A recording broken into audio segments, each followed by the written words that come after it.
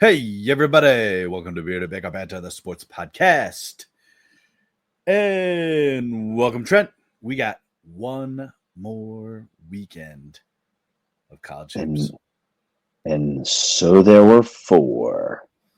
Yes. So we're going to dive into our Final Four here. We'll talk a little bit about Sweet 16 Elite 8 games. Any surprises that kind of stuck out? There was some good basketball games for sure. So we're going to talk through the Final Four stuff. We'll give our picks. We'll go into championship stuff. And then we'll just kind of briefly touch on a little bit of baseball stuff at the end here. So Trey's out, had some work and stuff to do. So just got the two hosts tonight, Trent and Tyler. So welcome to everyone. Hey, Tyler, you know what they say, cream rises to the crop top, man. It's true. It's true. Glad to be on with you here tonight. Yeah. Start today. All right. So let's just kind of look back a little bit. I mean, obviously, I feel like this was like eons ago. Sweet 16 Elite. Dude, doesn't it feel like it was like forever ago? That's like the weird thing about the tournament, though, is like you go from being like just sensory overload game after game after game all day, 2 days, and then even that first, Saturday, Sunday weekend, it's still like, all right, decent amount of games. Granted, they start them at such weird freaking times, but now it's like, please get there. Please get there. Especially if they have a dog in the fight, which it feels like a long time since I've had a dog in the fight of any major sport. But yeah, Duke's got a chance, but we'll see. They do. I mean, you won by 20 there over a good Bama team, but it is the weirdest feeling though. Like I don't know. Maybe I'm just like I'm too vested as a fan. Like, one, I don't talk any smack other than like jokingly with you, obviously, from time to time. No.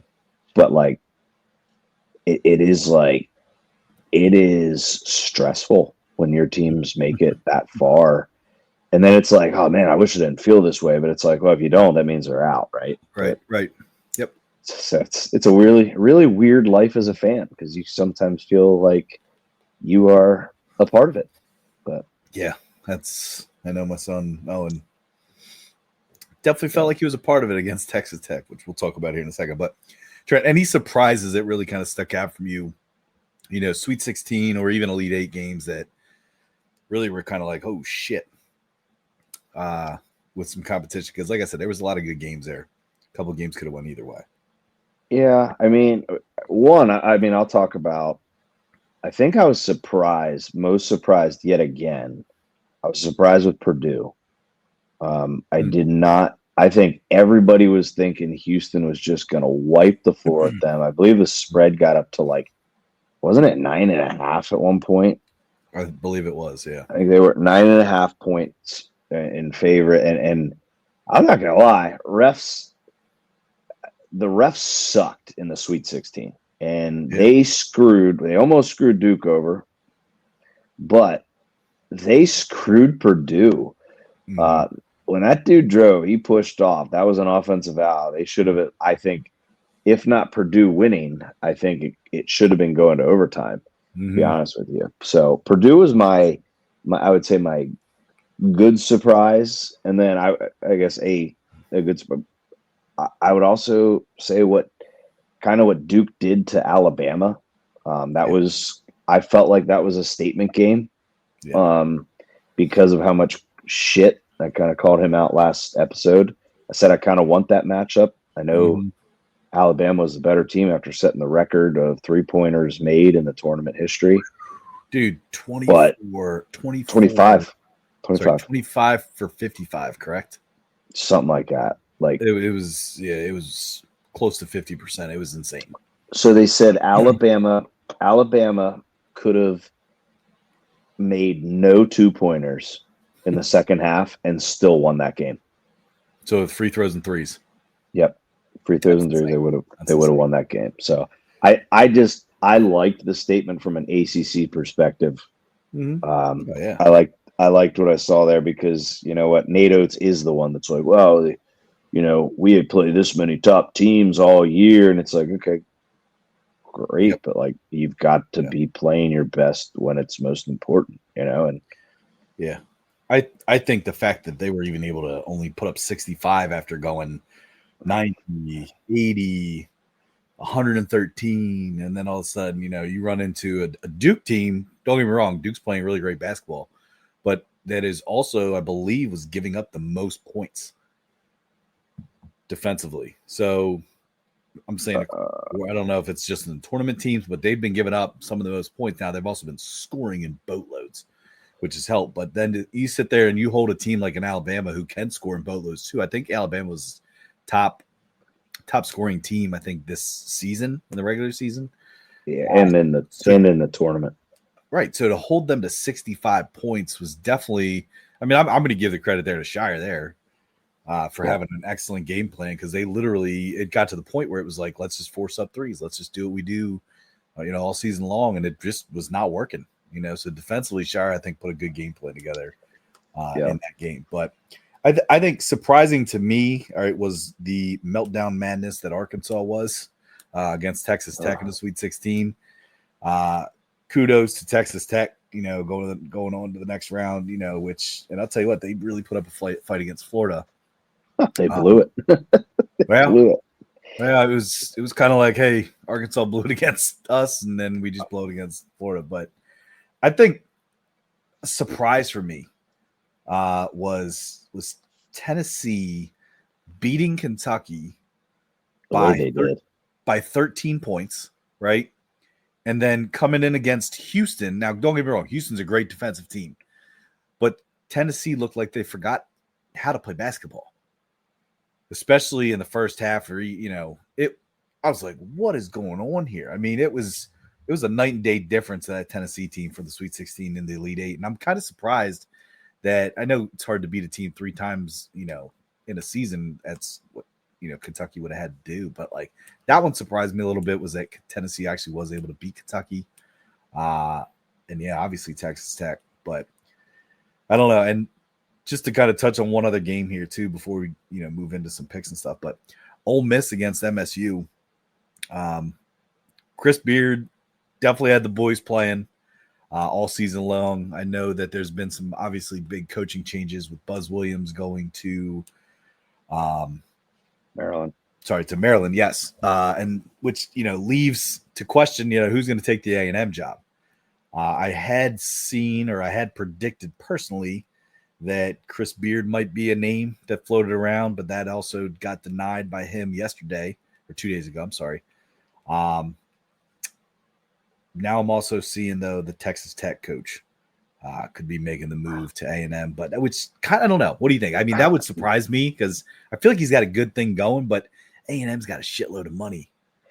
That's the only thing, though, is the money there. And I know money talks, right? But I just feel like Texas Tech, I mean, am I wrong in saying in at least, I would say, the past decade, if not 2, Texas Tech has been the better basketball program than Texas A&M? I agree 100%, because was it Grant McCaslin? I'm sorry, I couldn't think of his name. He initially started at North Texas, right? Yep. Well, he had a hell of a journey. Let's just put it that way. He was right. No, I'm saying his last school before getting to Texas Tech was was North Texas. I don't know. I'd be kind of surprised to see if he did leave. But again, like you just said, money talks. It's like, what are you going to do? I don't know. And then to go from North Texas to Texas Tech to Texas A&M, I mean, who knows what happens next? Is he now next in line to take over Texas? I don't know.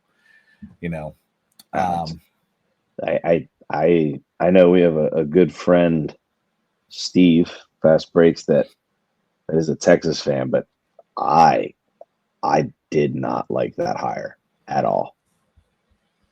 I don't think so, man. I mean, I could be completely wrong. There's something about him that just, I don't know. I'm not really sold. I'm not sold on him. I know he had some success at Arizona, went back to Xavier after he's kind of got them back to the tournament, but I don't know. I don't know if he's the guy. I mean, I think he's going to be better than what was there. A little circle glasses guy, but can't even think of his name. But anyway, yeah, I hope that that's not the case for Texas Tech. Like I'll I tell you one hope other it thing. doesn't go. Allegedly, Sean Miller's kind of a slime ball. You mentioned that before about him. Yeah. So it's just, yeah, I don't know. I mean, got a pretty big boosters with Texas. So if you can get slimy with it, there's a The school to do it biggest. because there's a lot of a lot of hidden gateways, if you will. But I don't know. We'll see what happens. But A&M, I mean, correct me if I'm wrong. That's the biggest name out there right now. Biggest team out there. The other name that was floated by, I was having a conversation the other day with a coworker, was Cronin from UCLA. Could he be the one to take over A&M? Now, I have also seen that his name hasn't really surfaced a whole lot with it, but I think he stays. He just got a really big transfer in. I'll be honest with you, man. I look at some of these. Look at a hot team, maybe in the NIT. Like, does UC Irvine's coach make a switch? Like, yeah, because UC was it San Diego, right? He's New Mexico now. Yep. Right. Which, yeah, I don't know. That's a good point. Yeah. Could definitely see that happen. Yeah. So yeah. It'll be interesting. Interesting to see what happens with A&M because it's the premier conference. Which let's backtrack to that. Buzz Williams, like, what the hell? Like, I'm not gonna lie. I think he leaves before or as expectations now get too high. Like, I think he's afraid of high expectations. Like, okay, Marquette really, they were good, left. Yeah. Went to Virginia Tech, had Virginia Tech competitive in the ACC year in, year out, left. Right? Then he goes to A&M. A&M's, they're top 10 for the majority of the season until the very end of the year when they hit a little schneid. Got it right? Yeah. But and then they make it what? How far did they make it this year? Was it Sweet 16 just about? Or yeah. So it's like, yeah. I don't know. It's a really weird. So it's like when you hire him, are you okay with saying like are these schools not looking for a lifer? Like I look at the Blue Bloods and they're looking for somebody that's going to stay. Yeah. Like you really think that, but hey, I'm ready. I'm ready to talk about the 4-tie if you are. Real quick though, there is some sort of connection though with him in Maryland though to the DMV area, that Washington, Maryland, Baltimore area. I don't remember what the connection is. Buzz Williams there. I know what it is. It's only about an hour and a half away from Applebee's in Hershey. That's what when you said he doesn't like when pressure, and all that stuff. I was like, oh yeah, kind of like when a fan wants to get a picture with you at Applebee's. It's pressure. Now he's getting them crunchy crab cakes. All right. Yeah. Shrimp. He's Maryland. Maryland. Yeah, come on. Gotcha. See what you did there. All right. So we got on Saturday, we have Auburn at Florida, which I believe is the 6:00 game. Yep. Oh, man. So both SEC schools are playing, obviously. So that means there's only going to be one SEC team left. Let me can I give a little background before we start, statistics wise? Yep. So a lot of credit to the SEC having 4 of the Elite 8 teams, but I'd just like to keep in mind, don't forget the ACC has done very similar, if not better, in years past. So please just keep that in mind. I believe it was 2016. ACC had 7 bids and did the exact same thing. They had 4 of the 8, so half the amount of bids, and the ACC got 4 teams to the Elite 8. Just last year, ACC only had 5 bids, and they got 3 teams into the Elite 8. So just want to put that out there. So, yeah, good job, SEC, for getting a lot of teams in the Elite 8, 2 in the Final 4. But you also did have 14 bids, which is the most. So, don't get me wrong, conference is good. These 2 teams all 4 teams. Put this into perspective right now. All 4 teams combined have 135 and 16 record. Whew. Okay. 135-16 record. According to Ken Palm rankings, all-time best rankings. All right. Duke, this year's Houston team, this year's Florida team, and this year's Auburn team. They are all top 10 in the all-time Ken Palm rankings, offensive, defensively, overall. So that is like we are getting, as much people want to complain about chalk, whoever comes out on top, this is probably the most crazy earned national championship that could ever be won, because there was only one other time, 2008, when all ones were in it, and it just so happened to also be in San Antonio, which is really weird. But it's a matrix that we live in, dude. I mean, their rankings wise, simulation. Yeah, all four teams are top 10 in offense and defense. Yeah, like it's unbelievable. Yeah, top 10 in both those categories. So I just want to kind of throw that out there. But SEC matchup, it is 2.5 right now. 2.5 to spread, which favoring to me, Florida. Yeah. Are you saying fishy at all? Like, are you a little worried here about that line? Because that is small, in my opinion. Well, hold on a second. So you're saying that Florida should be favored more? I was expecting anywhere from a 4.5, 5.5 point spread there for that. Favoring who? Florida. Really? Yes. After what Florida did in the SEC tournament, and they have a win, I believe, in the jungle in Auburn, against them, and they think they put up, what was it, 90-81 was their first matchup. So yeah. I was surprised with how highly touted Florida was going into the tournament. I was surprised it wasn't a bigger spread, which makes me wonder if Auburn has gotten their groove back, because they have been pretty damn, how do I put it? But pretty dominant, but the Michigan State game was kind of tight. The Michigan game was tight for a little bit. I don't know. I'm not sold on Auburn. I'm still going to favor Florida. I think 2.5. I think that's without a doubt putting money on 2.5 for Florida. I think that's what they want. I think it's a steal. I think it's a steal. No, because you got to think about this, though. I mean, Auburn was the number 1 overall seed, right? I believe they finished. I'm not disagreeing with that. I'm not disagreeing with that point at all. But they were the number 1 overall seed.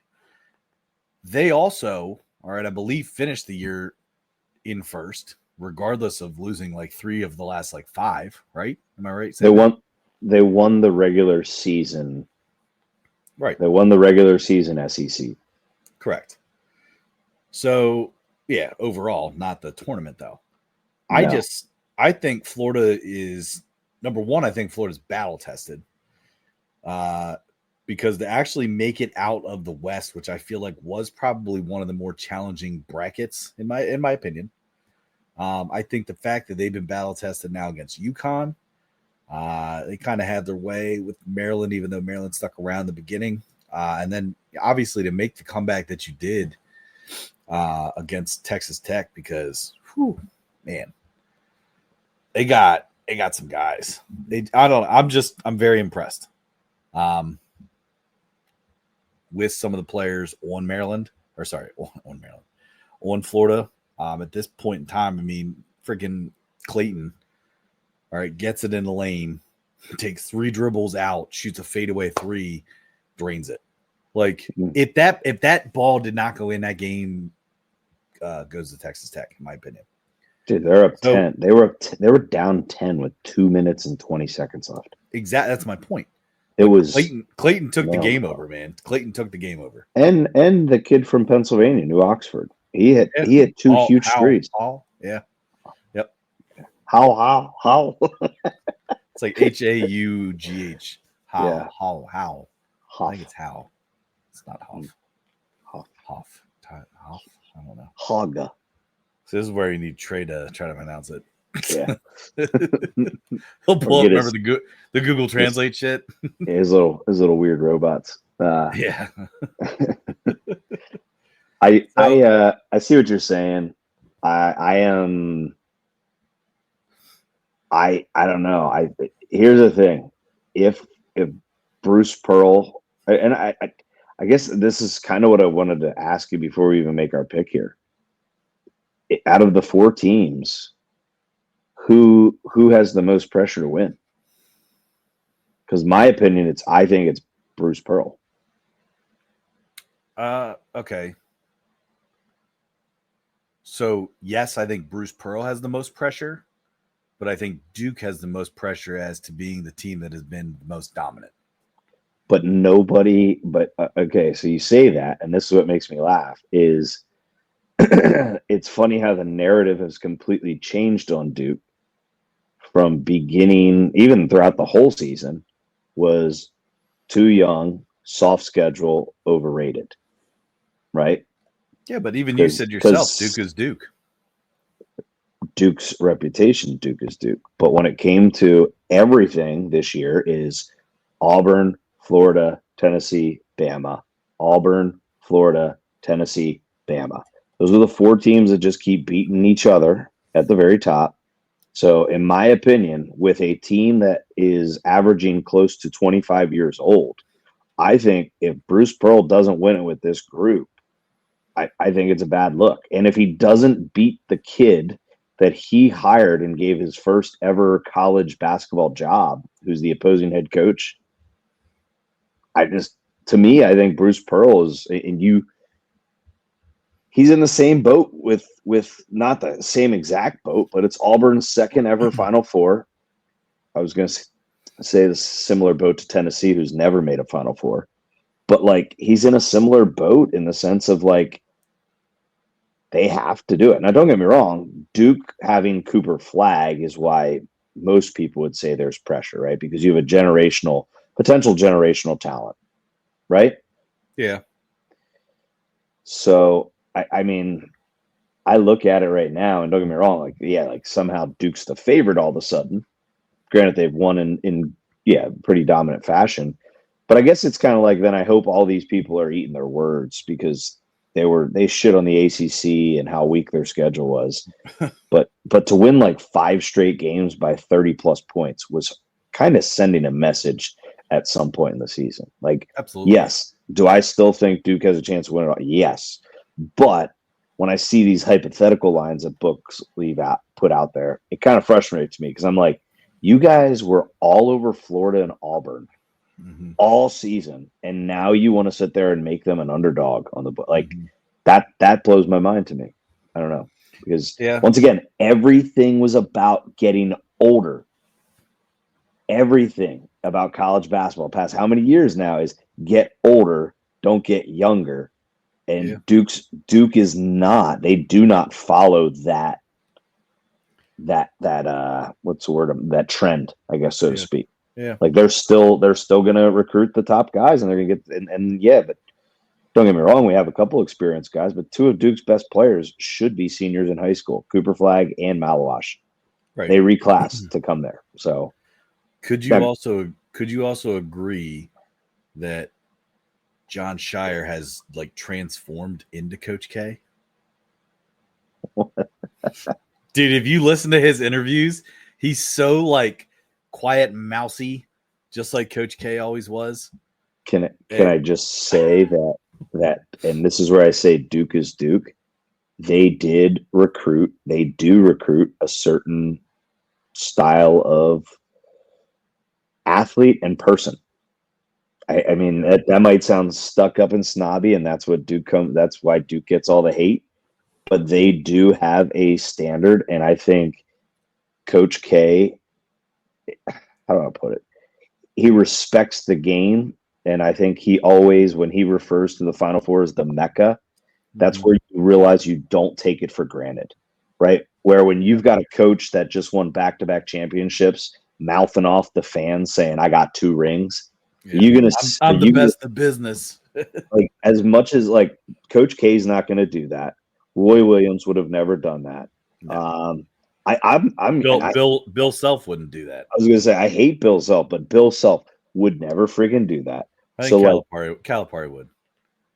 I don't even know, Ty. I don't know. I'm just kidding. I was gonna say I think Hurley has taken the reins right now for a lot of people to be like, but like that's what I'm trying to get at is, yeah, I hear what you're saying. Like it is, but even I know this is not a Duke show, but I look at it and say like this is where as much as your fan base at Carolina and other pundits around the world hated that Coach K did that like last season type deal, it was the best move. Mm-hmm. It was the best move to allow Shire to be there, recruit, start building everything behind closed doors while still being an assistant. Mm-hmm. And I don't know. I think it was a good transition. Like, is he going to have a hiccup year or two here? I'm sure of it. But it's like it looks like they haven't really missed a step at this point. Like, because to lose Coach K and to be Elite Eight and now Final Four and have 2 ACC tournament championships after he's got, like, that's good. Like, it now doesn't mean anything if you don't win a national championship, in my opinion. But yeah, Trent, he's what, his third year? Yeah, he's 37, but like, he's younger than I am. He does have a style of handling the media in a very similar fashion. Dude, it's like I watch the interviews and I laugh because I'm like, oh, this is Coach K. This is kind of completely aside, but another name that I just was watching tonight. What about Johnny Dawkins for A&M? Yeah, I could see that. So another Duke guy. That's why I brought it up. Yeah, but I thought if anything, it might have been Chris Collins from Northwestern, but he just signed an extension because there was even rumor of him going to Maryland. But okay, all right. Let's go picks here. We'll go picks and bets. So Auburn, Florida. What is your bet?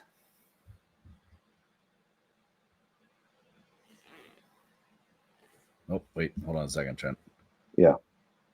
Bearded best bets.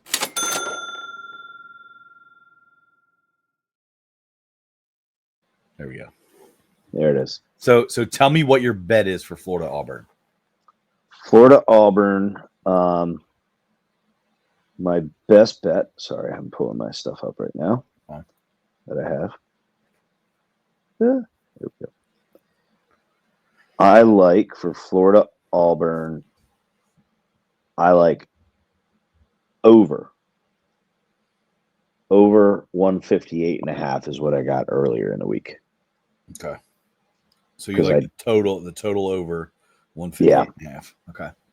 Yes. I mean, I told you earlier I like this spread of 2.5. I think it's actually I don't know. I think it's kind of a steal for Florida in my opinion, but I'm going to go with a best bet for me here is a Florida team total points, which is 81.5. You can get that for -110 right now, and I've had pretty decent success with betting Florida's team totals throughout the tournament so far. So that's my best bet for that. But I am going Florida to win. I say Florida wins by 5. I got Auburn winning this. I think we got Auburn. I think Auburn they're starting to defend again at the right time, and I think their guards are just absolutely on fire. Okay.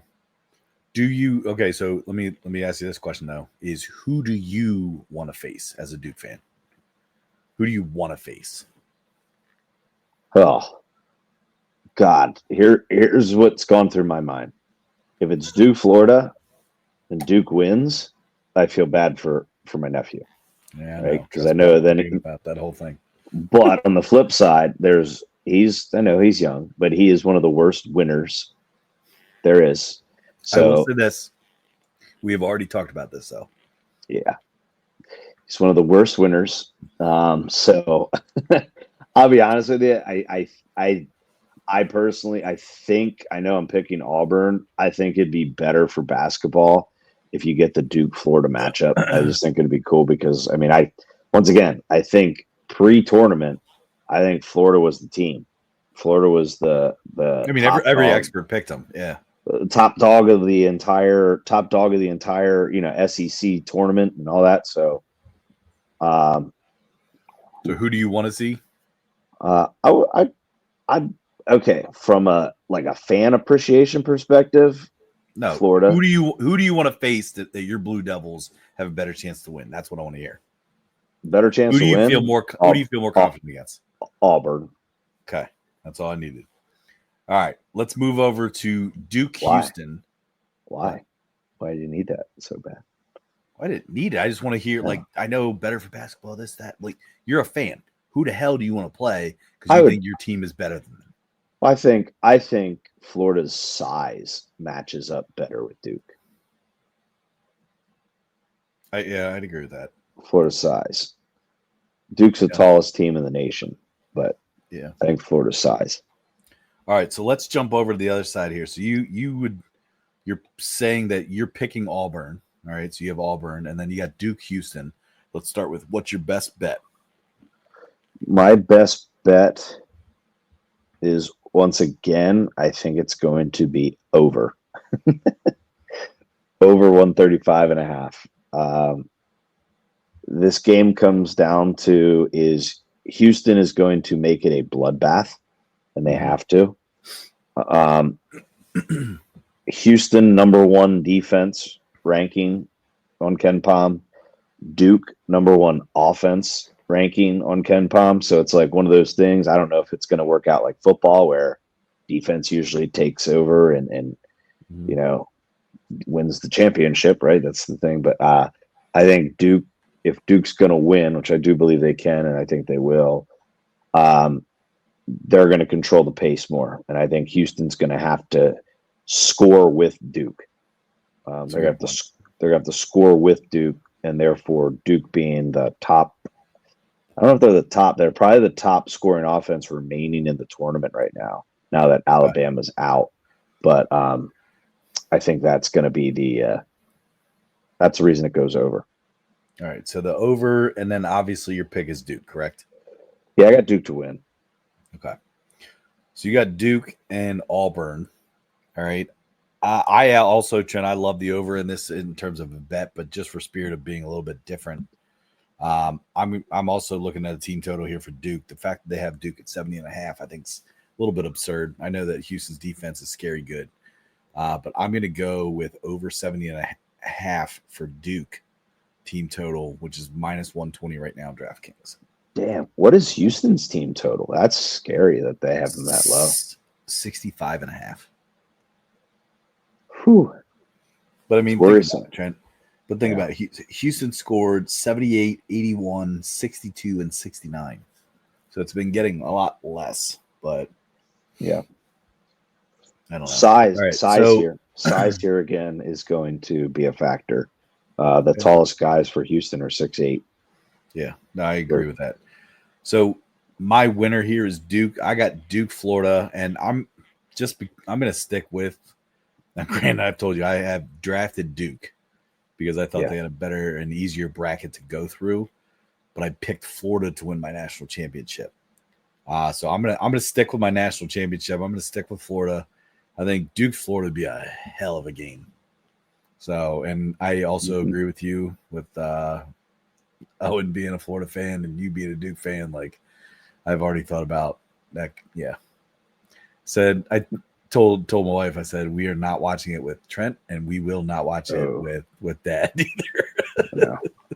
Well, the sad thing is for kids his age, you might have to let them go to school late the next day with how freaking late they tip off on a Monday. Yeah, well, it's like 9 o'clock. Like, and it sucks because he has been so close with take the 49ers.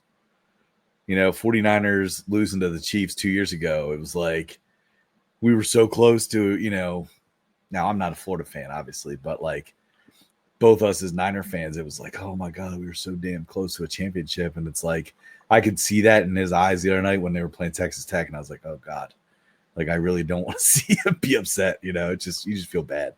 Yeah. But yeah, I'm going to go Florida. Florida wins it still, but I think it's Florida Duke. You going Duke wins it? Yeah. All right. It's gonna be a hell of a, like you said, hell of a Final Four here. So, yep. All right. Anything else? Just one last shout out. One last shout out to because I'm getting my next time we record. That's it for what's it called? Oops. College basketball, and we're just baseball. I just want to make sure everyone's aware. You can talk about most powerful Power Four conferences, weakest or whatnot, but the ACC is the only conference that has put a team in the Final Four in each of the past 4 tournaments. So suck it. All right. ACC greater than, you name it. Okay. Greater than. Yep. Yep. There you go. All right. Very cool. Good.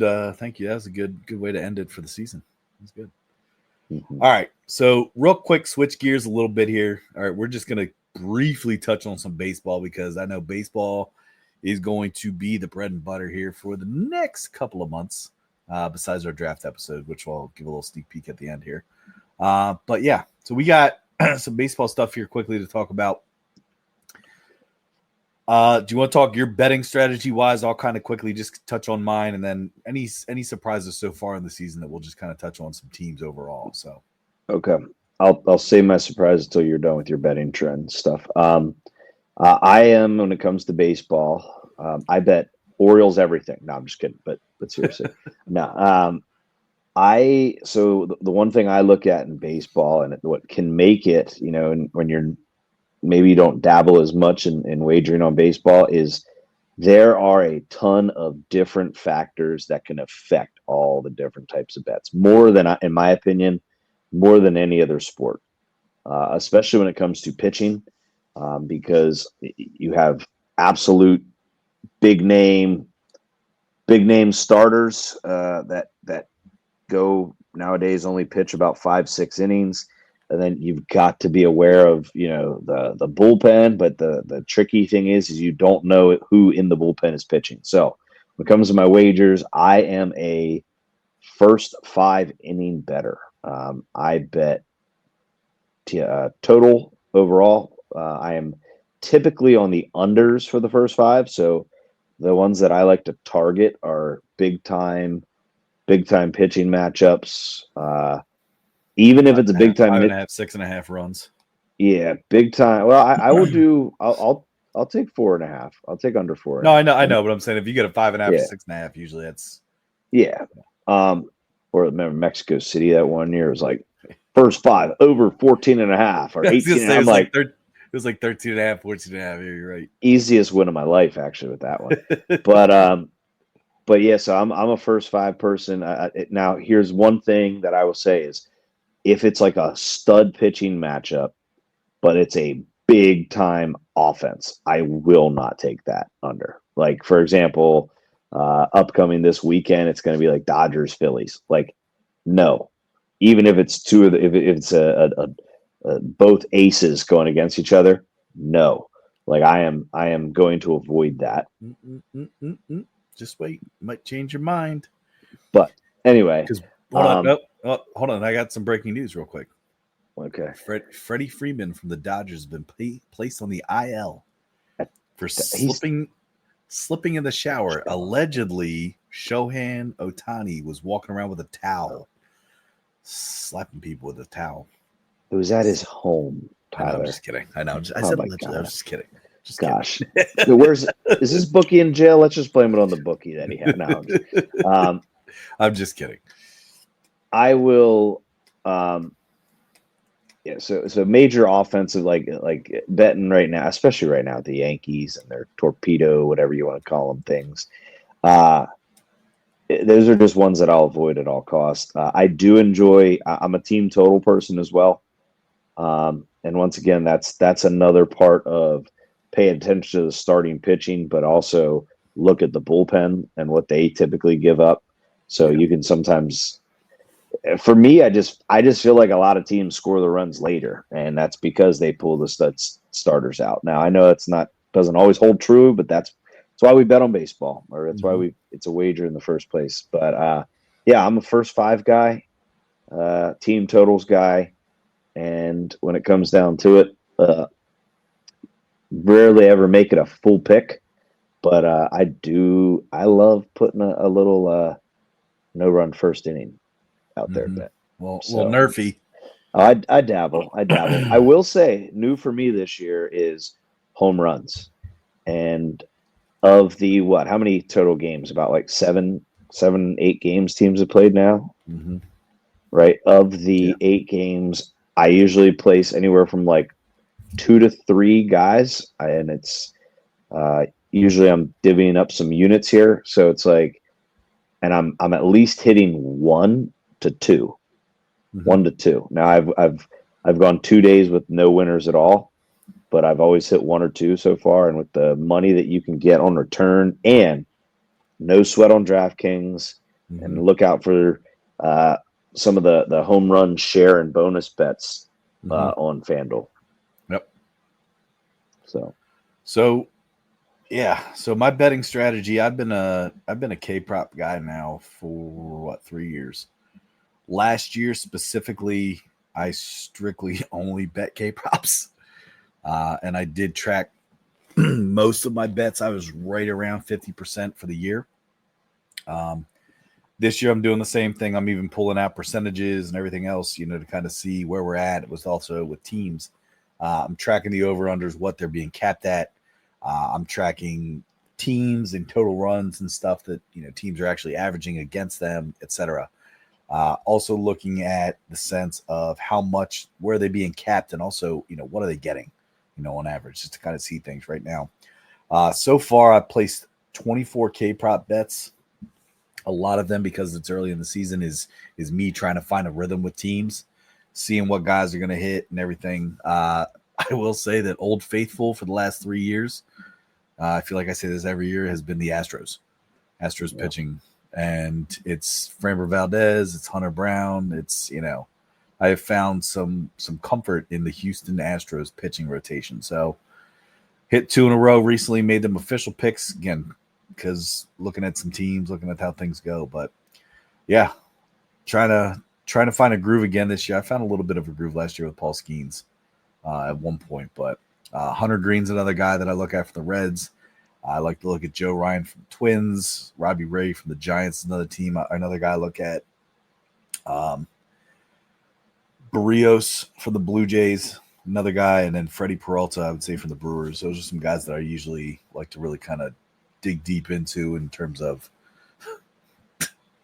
K-props. It sounded weird. You like to dig deep into those guys, Ty? Like with their after I said, I was like, that sounds fucking weird.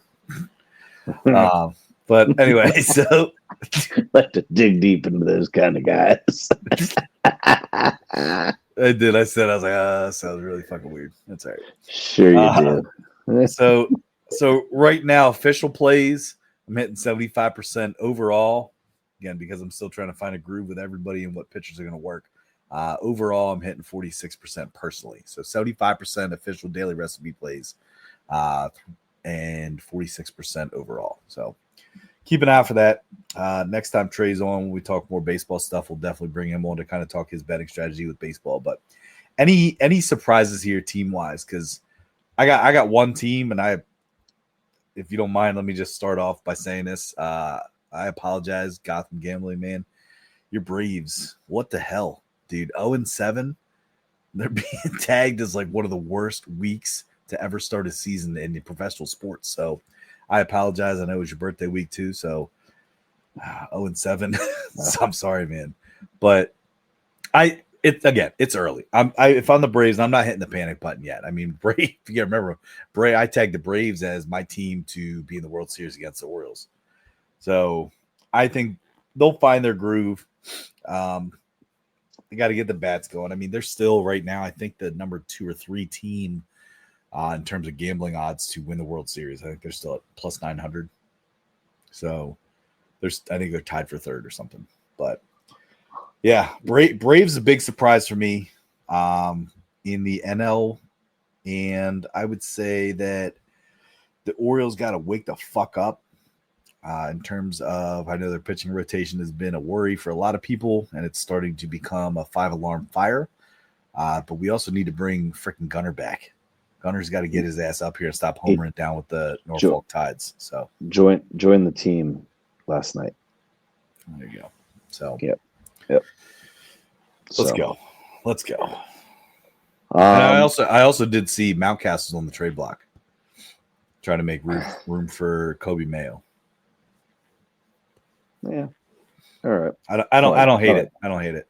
I like Mountie, but my surprise is honestly it's one. I want to talk about your Braves comment with the 0-7. 0-7. Here's always the thing right now.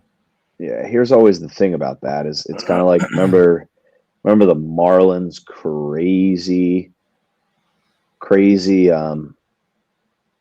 oh my god, what a freaking ending to an NIT championship right there. That was brutal. And he missed it. Oh my gosh. Oh my god. But anyway, that was nuts. You got to be careful because I know we'd say 162 game season, everything's fine, but you're in a division with the Phillies. And Phillies and a strong Mets team. Yeah. So and I know the Phillies schedule's a freaking joke, but they do go out west, I believe, and play the Dodgers. So it's pretty crazy. But the other team that I'm going to say is a surprise, which I think has been a disappointment the past 5 years with how much they pay for their talent, is the Padres. Why are they a disappointment, Trent? They're 7-0. No, I said surprise. I didn't say disappointment. Okay. I'm like, what do you mean? Like they're 7-0. They won 7 straight. I'm saying they have been a disappointment the past 5 years. I got you. Okay. Yeah, they're like around. Oh my gosh, that guy's gonna hate himself for the rest of his life. But just use the backboard. That's like you make that shot every day of the week. But man, that's killing me right now. I'm not even a fan of them, but I mean I am a fan. But geez, yeah, I just think it's kind of a joke though. I mean I think MLB has let the NL become a complete joke because when it's all said and done, I'm sorry, nobody is beating the Dodgers in a 7-game series. Mark it down. 48 minutes, 8 seconds on the episode tonight on April 4th. This is when this will be published. I said nobody will beat the Braves in a 7-game series in the NL because it's ridiculous, man. It's an all-star team. Dodgers. You said Braves. Sorry, Dodgers. Yeah, Braves. Yeah. Dodgers. I'm sorry. So, I know. We always tout the AL East as being the best division of baseball. Right now, currently, you're looking at the NL West. You got the Padres at 7-0, the Dodgers 8-0, the Giants are 5-1. Then you got the Diamondbacks at 4-3, and then you got the Rockies down there. But right now, the fact that you have the only two undefeated teams in baseball, 7-0, 8-0. Yeah, and you got a 5-1 team. That's looking pretty nasty. But like I said, right now it's early.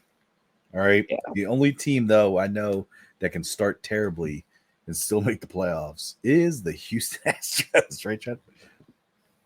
Yeah. Remember that shit last year? Oh yeah.